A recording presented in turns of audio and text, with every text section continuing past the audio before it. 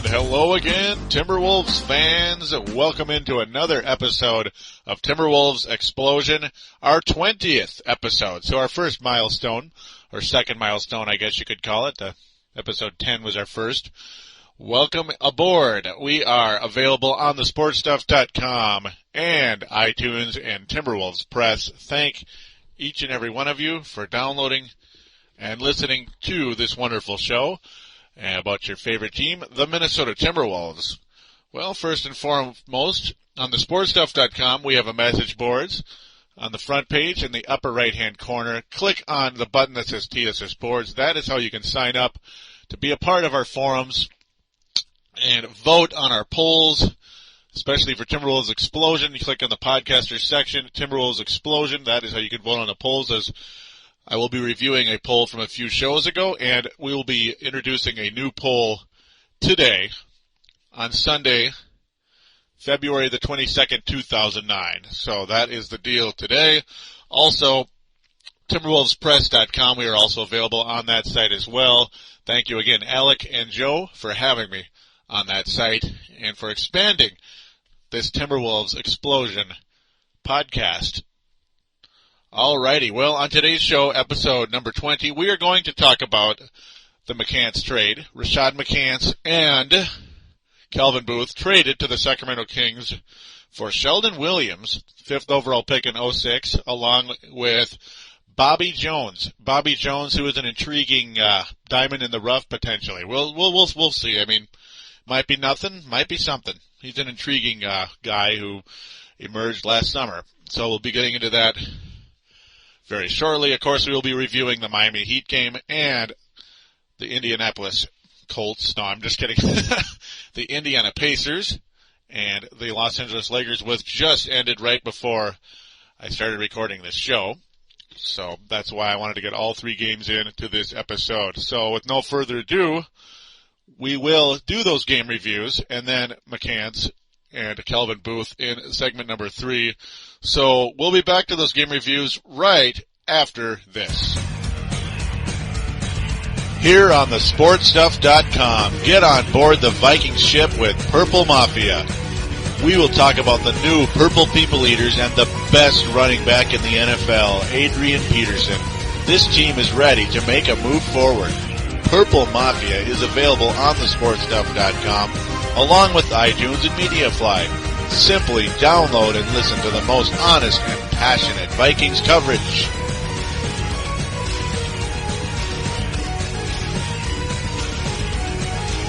And we are back here on Timberwolves Explosion, episode number 20. A reminder for iPod users. Also, please do check out Purple Mafia, Minnesota Vikings podcast. Probably will finally get a new one out for that this week. Talk a little bit about Michael Vick, possibility of Michael Vick being in the Vikings' plans this coming season. We shall find out about that. Well, let's talk about our current team, the team that this podcast centers around, the Minnesota Timberwolves. Well, the Timberwolves went 1-2 since episode number 19. A win at Miami, a loss to Indianapolis, and a loss to the Lakers, or Indiana. I keep calling them Indianapolis for some reason. Been watching too much football, huh? No.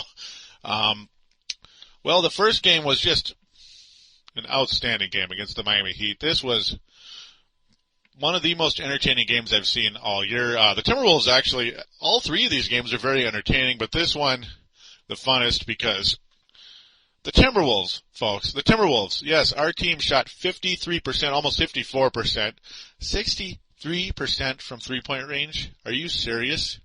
Are you serious? They went 14-22 from downtown, folks.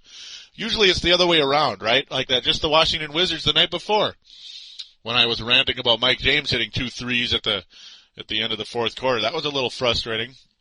Well, another point guard who doesn't always have the best reputation across the league went 6 of 10 from three-point range and was a killer against the Miami Heat. Sebastian Telfair. A career night for Sebastian Telfair, other than the 5 turnovers, which were a little frustrating because he was a little bit out of control, got a little too excited. Shot 50% overall from the floor, 7 of 14, but as I said, 6 of 10 from three-point range. This was nuts. All 10 free throws, hit all 10 free throws, 30 points, 8 assists in the game. Absolutely fantastic. Sebastian Telfair just shined bright. Gomes also 3 of 4 from 3-point range. So Ryan Gomes, huge in this game as well. But before I get too far ahead of myself, the Miami Heat started out this game looking like they were going to kill the Timberwolves. I mean, this game looked like it was going to be just a road to destruction for our club. Dwayne Wade getting off to just a ridiculous start, kicking everybody's butt early on. Jermaine O'Neal off to a strong start as well. He actually looked pretty good. Early on anyway. Overall was 6 of 9 from the floor. Only one frickin' rebound though for Jermaine O'Neal, who over his career has averaged 7.7 rebounds. That is pretty weak. That's pretty weak for a guy who's supposed to be a center. Come on. That is one thing, major complaint for Jermaine O'Neal. And I can't imagine that's going to help the Miami Heat to have a center that can't rebound. As much as I like the idea of Jermaine O'Neal on the Miami Heat with Dwayne Wade, I don't know. I don't know what to think about the fact that he can't rebound. That's a problem, right? Oh, and by the way, yeah, as I mentioned, Sean Marion traded for Jermaine O'Neal. I believe I said that in the previous show.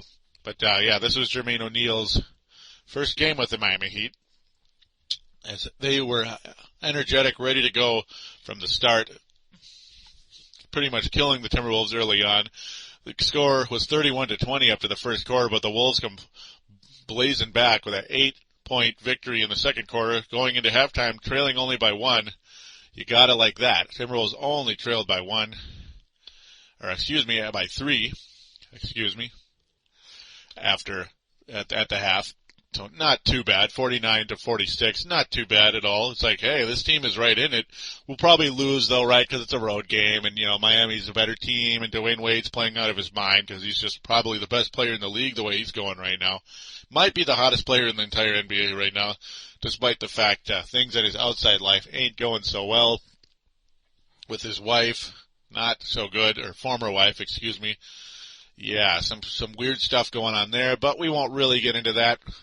Mario Chalmers, as I try not to cough here, Mario Chalmers doing, showing us once again, that how nice he would have looked in a Wolves uniform, how good, how productive he would have been for us, getting 3 steals in the game, 3 assists. Overall, his stats not so great, only 12 points. Did foul out very late in the game. That was good news. Fouled out against Telfair, who again was just lights out later in the game. The Timberwolves 36-24 in the third quarter. It's like, you gotta be kidding me. I can't believe it. We're actually gonna beat the Miami Heat, or at least have a chance to beat them on the road. Hey, didn't really see this coming.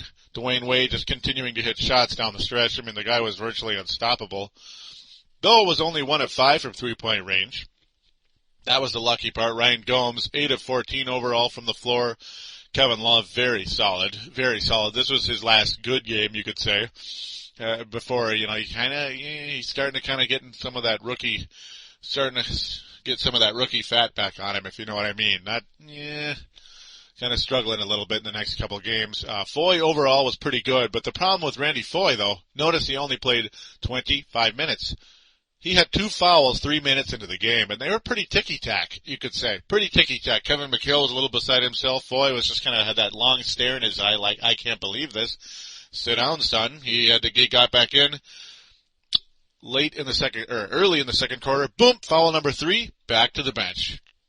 That was awfully frustrating, but fortunately became a factor later in the game. Only had 1 more foul, thank God. But yeah, as I said, a huge factor down the stretch. 50% from the floor, 2 of 4 from 3-point range, 50 and 50 in both areas.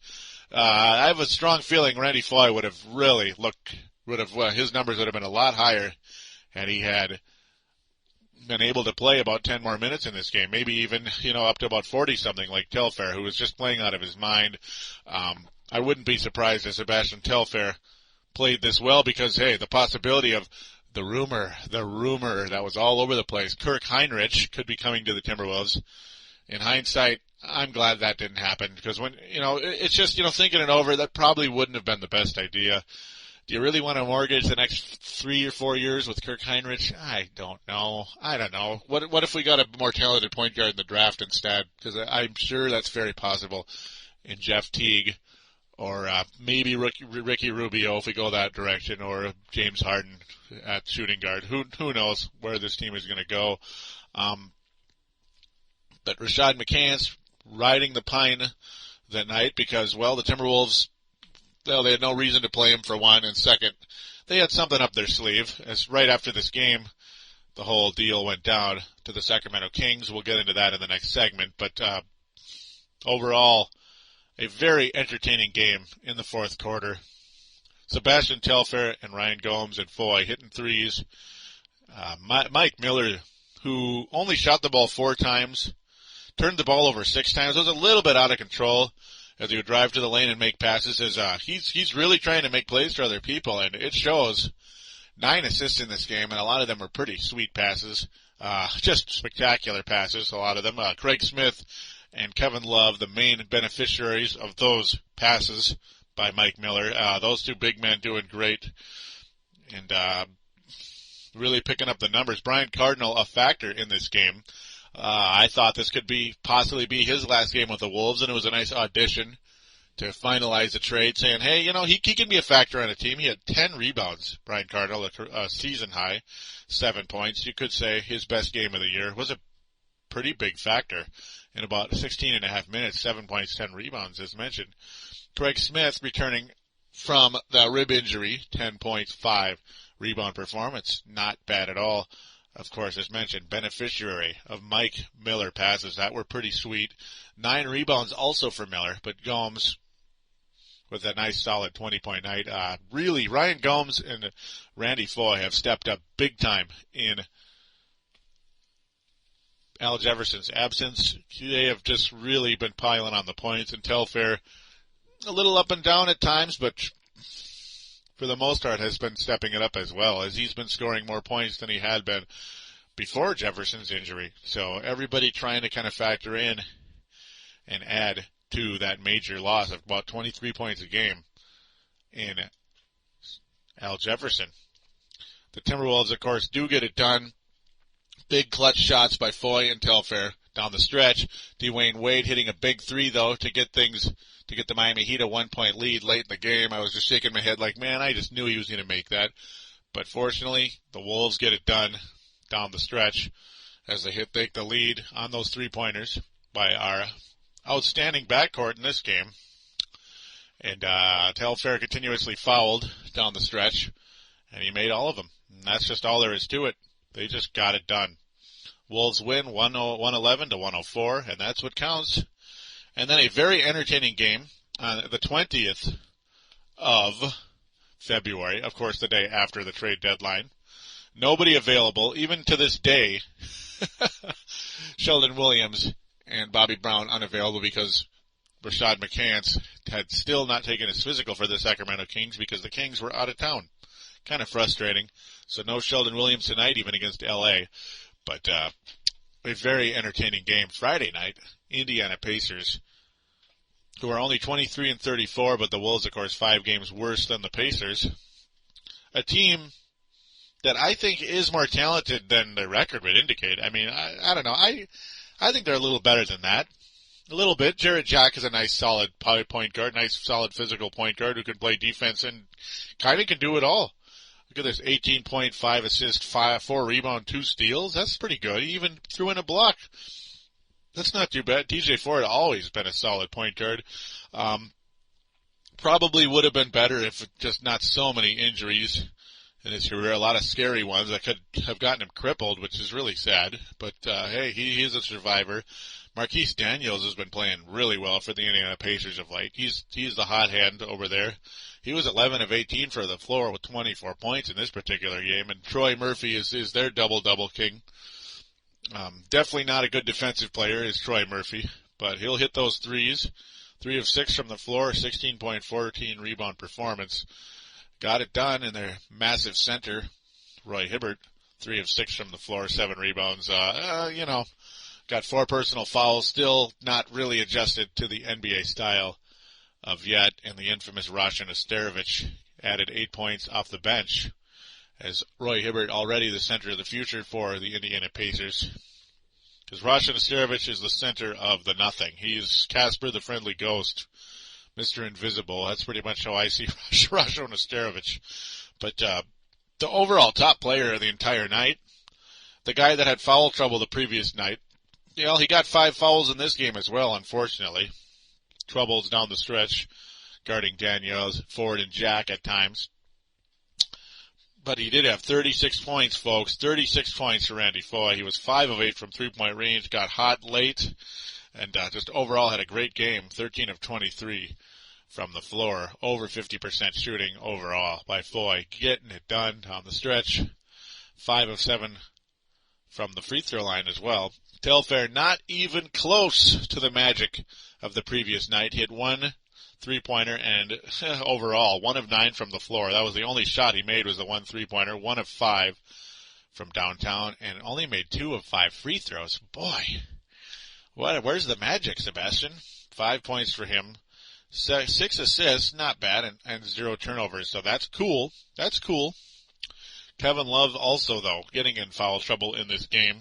Was able to pick up 12 rebounds in only about 22 minutes. Kevin Love just wasn't his night at all. 1 of 5 from the floor.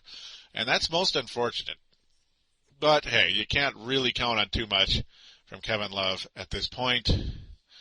Mike Miller, well, he had a good line except the fact he had 7 turnovers. But 7 turnovers for Mike Miller. Again, trouble. He hanging on to the ball, making some reckless passes. But 5 assists, thankfully, 8 rebounds to go with his 18 points. 7 of 12 from the floor. Miller absolutely has found his shot again. And it's nice to see it. It couldn't come at a better time when you've lost your star player in Jefferson. Ryan Gomes, huge down the stretch with 26 points. 2 of 3 from three-point range. 10 of 19 from the floor. As Ryan Gomes absolutely has been playing his best basketball, I could say, as a Timberwolf, as he has just been absolutely huge for the Timberwolves of late. Absolutely huge. But this game was just not the Wolves' night. The Indiana Pacers led this game throughout, and they won every quarter except the fourth. As fourth quarter, the Wolves kind of made they made a bit of a comeback. They made it interesting, but it just wasn't enough. And very frustrating. They couldn't make any stops. And the Indiana Pacers getting 112 points on you is just a little frustrating. One other thing of note is Kevin Ollie making his return. Played about 17 minutes. Wasn't too bad. It was nice to see him again, but he wasn't a major factor, really.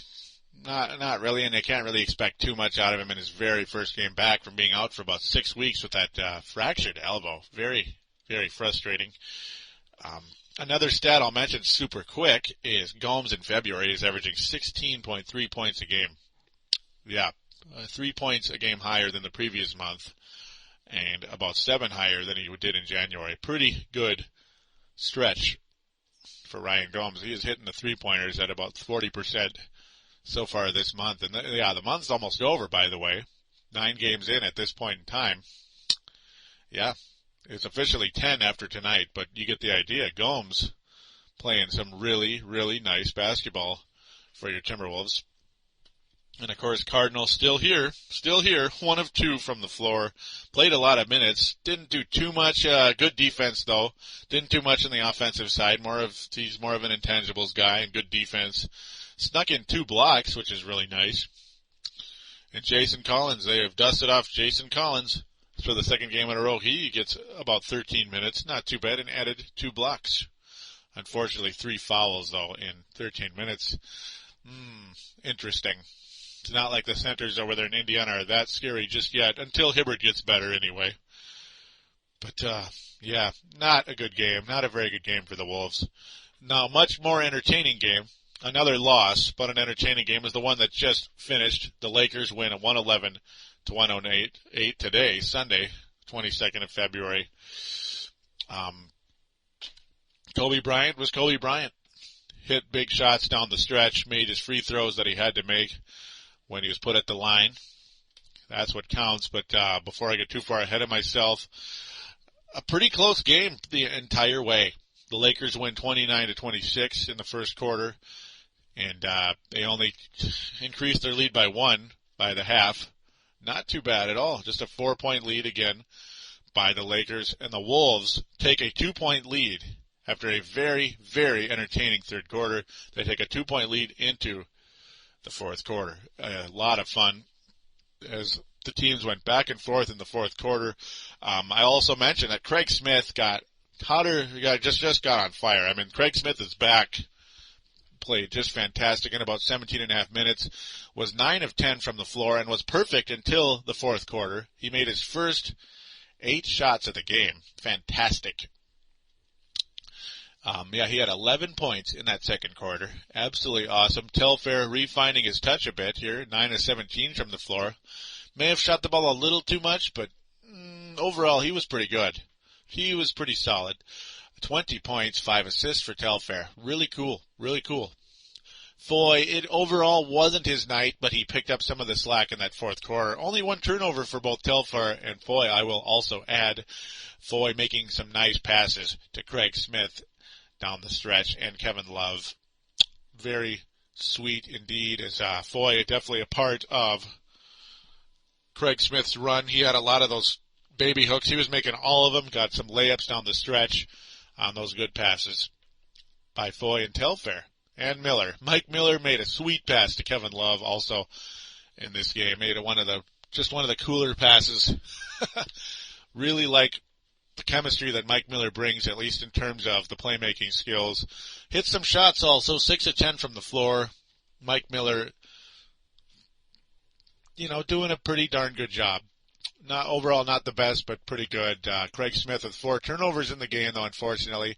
Trying to do a little too much, as when he gets the ball in midcourt, starts to try to make a move on somebody. You are a power forward, Craig. You better settle down a little bit.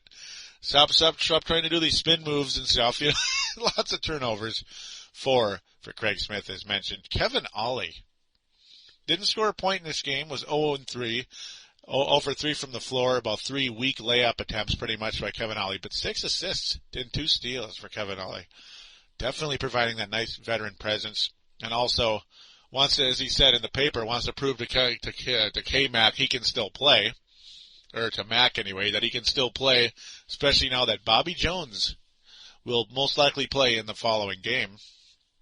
So Kevin Ollie got to prove he still belongs, right?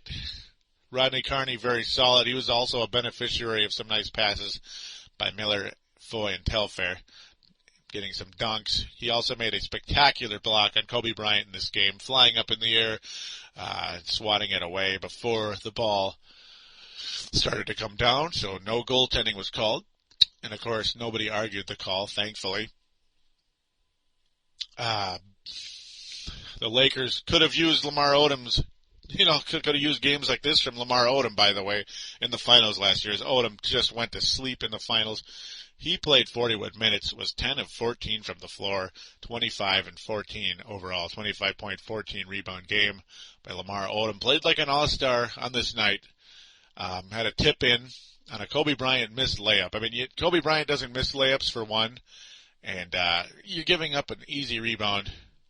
That's just not cool. That pissed me off, as Miller and Jason Collins just pretty much fell asleep on that play. And Jason Collins, I'm sure he's a nice guy, and he sure seems like it. And Kevin McHale said he's been a really class act behind the scenes, being he didn't really get to play all year, and he's a guy who's gotten consistent playing time in his career, but he didn't raise any muck about anything behind the scenes. Played 26 minutes tonight. Well, he was 0 of 2 from the floor, scored 1 point, 1 of 2 free throws basically right there, and only 3 rebounds. No blocks. Yeah, Jason Collins, I guess that's why he hasn't been playing.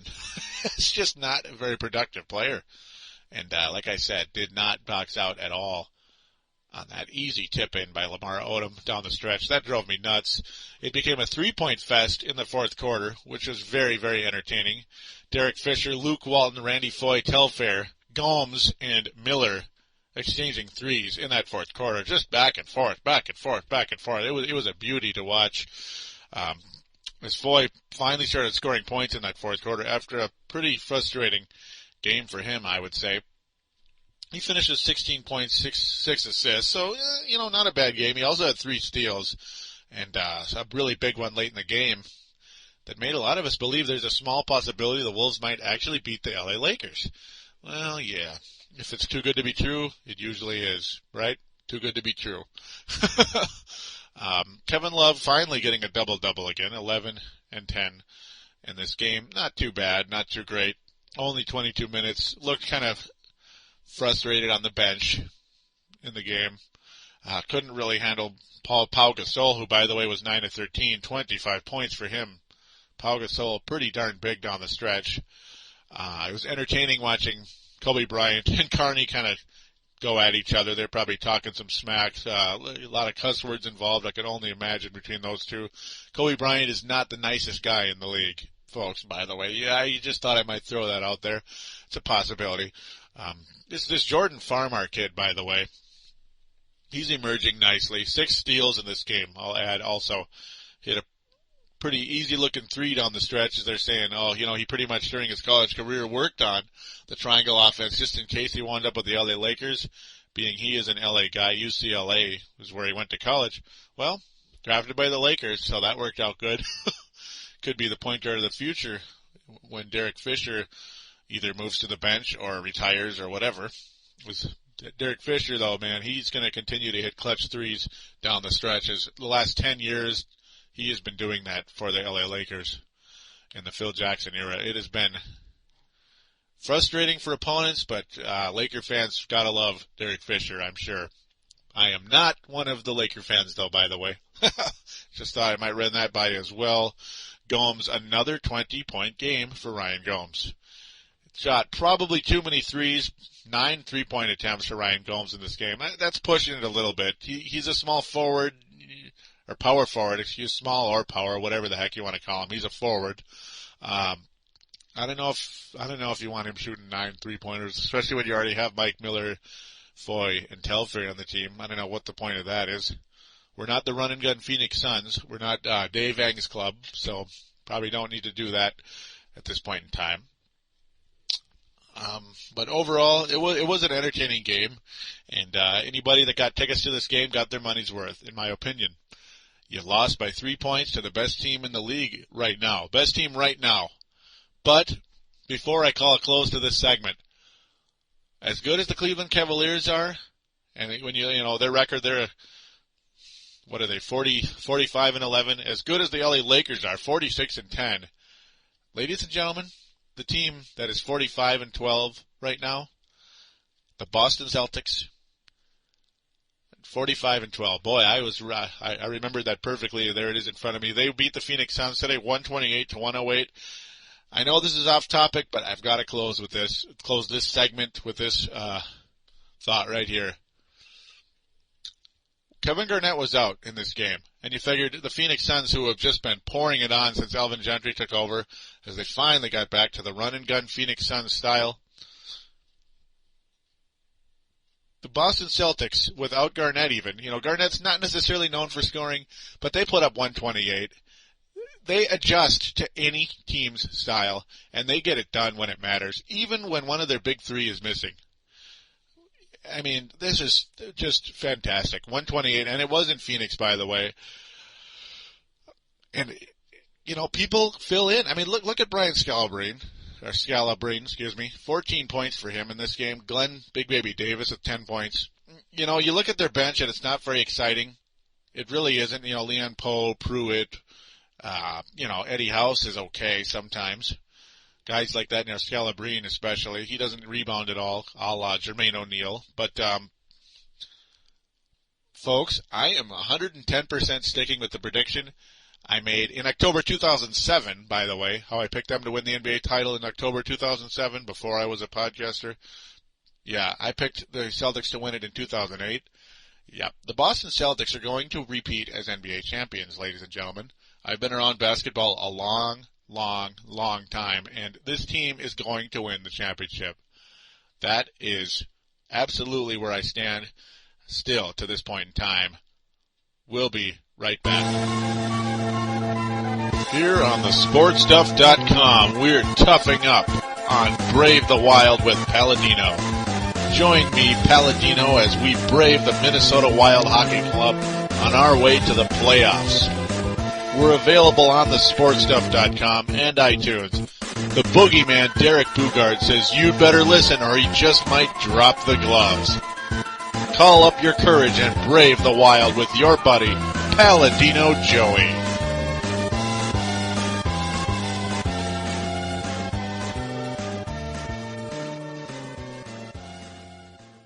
And we're back here on Timberwolves Explosion, episode number 20. Thank you again for checking it out. iPod users, that was a reminder for iPod users.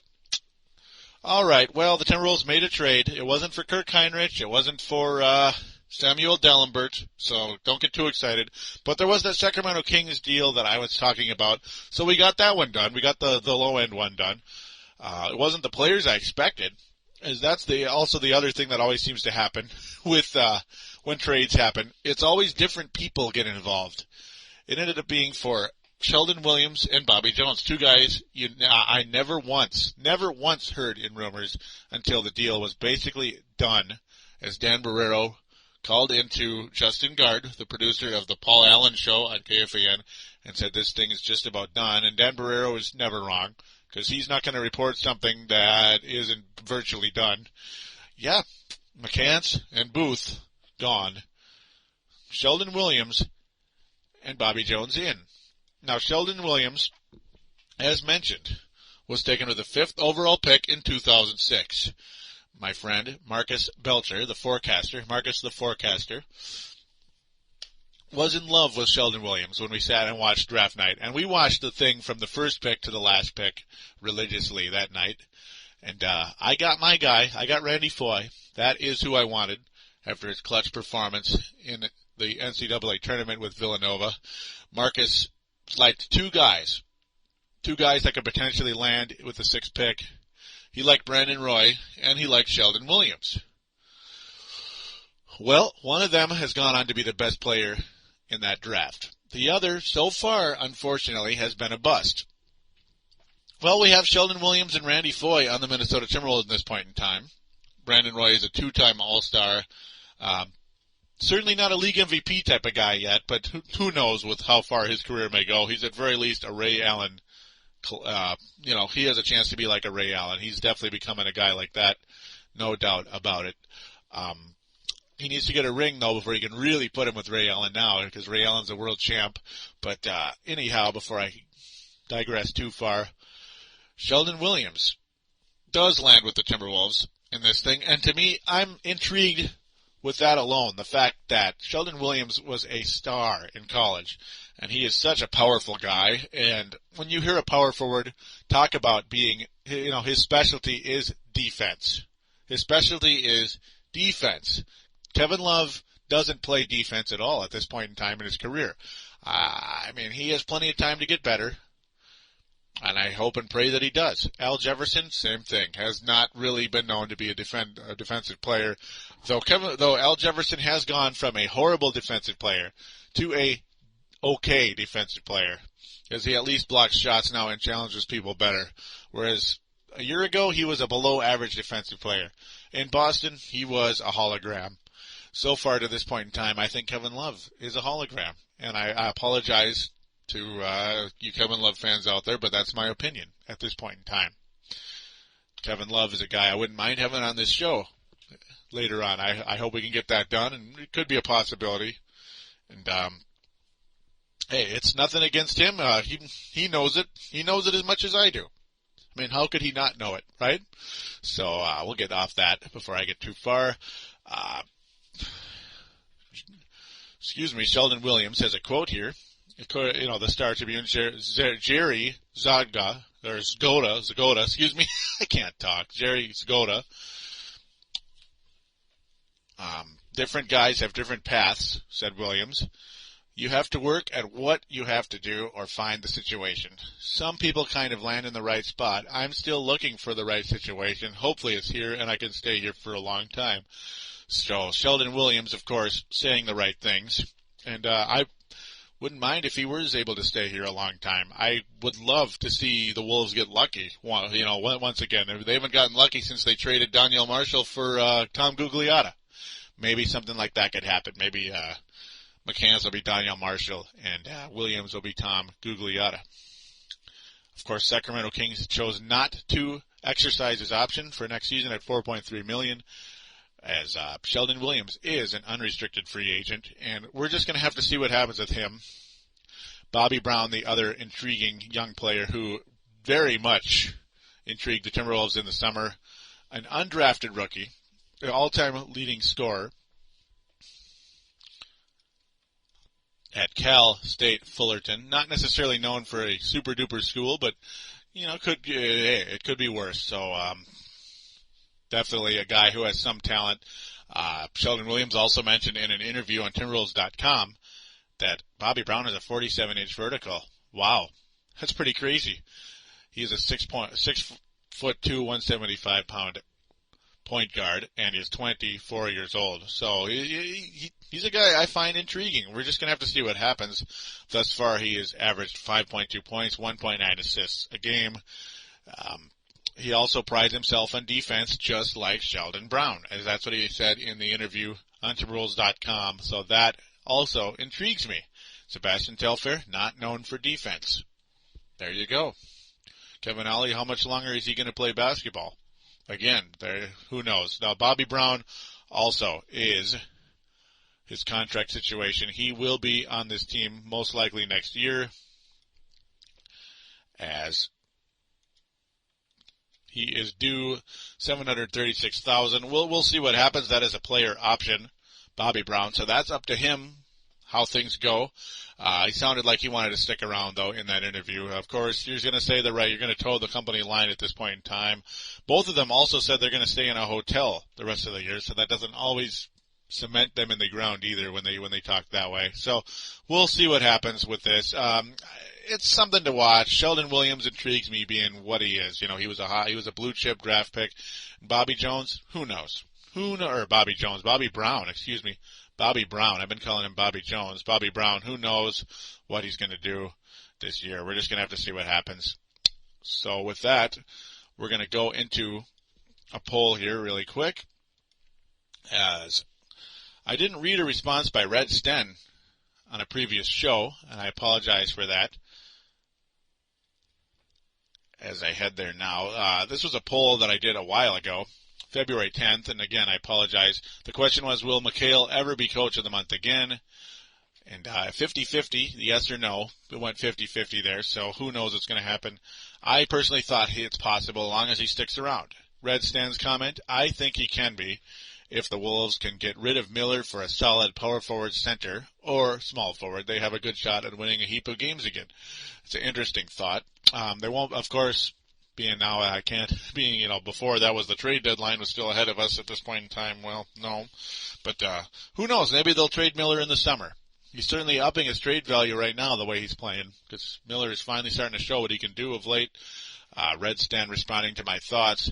He says, it's good to be back. As I said, it's good to hear back from Red Stan. He said he was in a trip with 4 mates to Oregon and Canada. So I gotta like that. He also says he saw the T-Wolves put together a very nice run. Al Jefferson is quickly becoming the best back-to-the-basket scorer in the league. All he needs to do is up his assists, get more help, and he'll be a superstar in this league. And yes, as soon as Al Jefferson can get more assists and make people better in time, of course that'll have to be next year, he will be a superstar and get more recognition. Al Jefferson definitely was on course to being the best back-to-the-basket scorer in the league. That's pretty much an extinct thing right now. Yao Ming pretty much scores forward. Shaq is a back-to-the-basket guy, but he's getting older. There really isn't much else. Dwight Howard, well, he kind of does a little bit of everything. He's kind of a super athlete, basically. So we'll just have to see what happens there. Good thoughts, as always, by Red Sten, as now the newest poll today it is regarding the trade, excuse me. And the question was, how much impact will Shelden Williams and Bobby Brown have? The 4 choices are enough to re-sign Williams. Brown is already under contract next year. That's in parentheses. Enough to consider re-signing Williams. So not do it, but consider it at least. The 3rd choice is little to none. Likely we'll just have Brown back because you have to. 4, Williams will be begging for a job, and will be wishing Brown was gone too. So those are your choices. Please check them out on thesportstuff.com. Click on the podcasters section. Click on Timberwolves, and there you go. That is the deal. That is how you can vote and get involved. Not just watch sports, but get involved is the slogan on thesportstuff.com. Again, check out timberwolvespress.com, which has always done a great job of reporting news with the Timberwolves before anybody else on the internet, as they did that with O.J. Mayo and Kevin Love trade and the Al Jefferson injury. They kept up with that great, as Alec and Joe do a great job over there. It is terrific to be a part of that. So, with no further ado, I'm going to call it a show, and we'll be back in about a week. Hopefully some more positivity will come out, and we'll see how Shelden Williams and Bobby Brown fare for this team.